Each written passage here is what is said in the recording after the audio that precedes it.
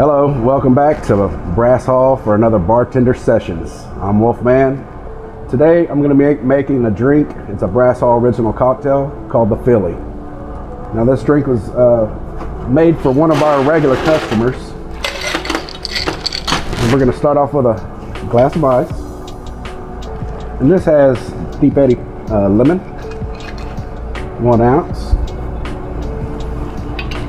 Big ass one.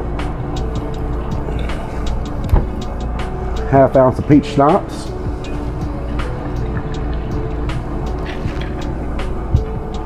and 1/2 ounce of Malibu.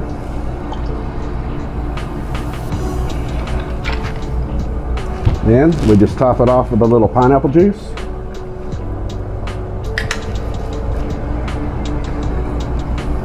And a splash of Sprite.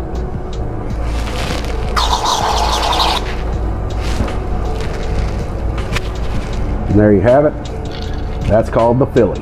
You can only get it here at Brass Hall in Marble Falls, Texas. Oh!